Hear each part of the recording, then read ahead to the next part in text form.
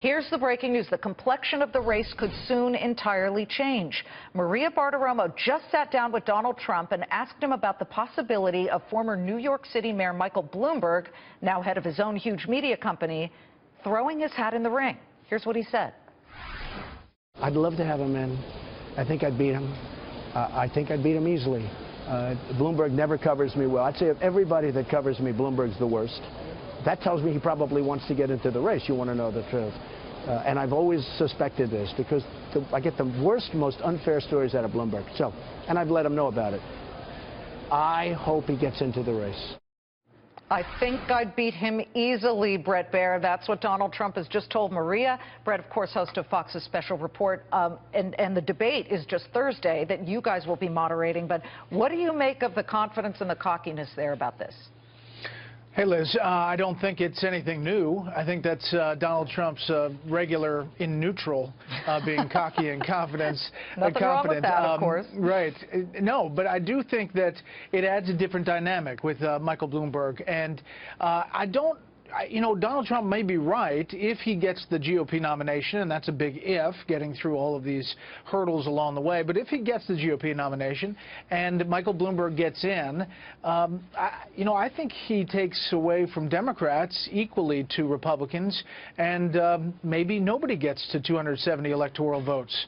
If that happens, it would go to the House of Representatives, and the House, being overwhelmingly Republican, would probably go to the Republican nominee, which would be, in that case, Donald Trump.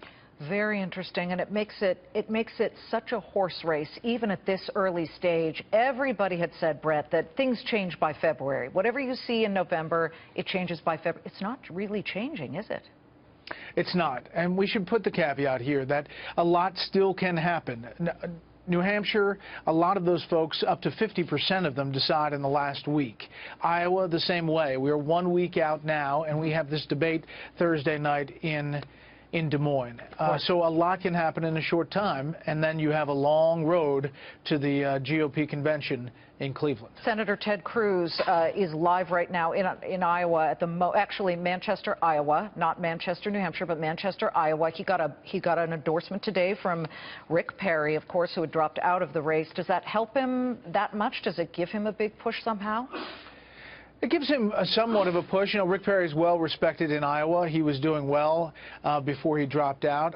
He is somebody who, on the conservative side of the ledger, is a name that everybody's familiar with, and obviously another endorsement for Ted Cruz. But frankly, endorsements, I don't think, Liz, are the big driver. I think it's so anti-Washington, anti-establishment, and Donald Trump has really tapped into that. We'll see if it pays off. Well, we will be watching the Thursday debate. It's going to be fascinating, Bret, and everybody wants to see Megyn Kelly ask the question to Donald Trump. I don't know how it's going to go. I know you wouldn't reveal it here, but I know you and Chris and Megyn will do a fantastic job. Thanks so much.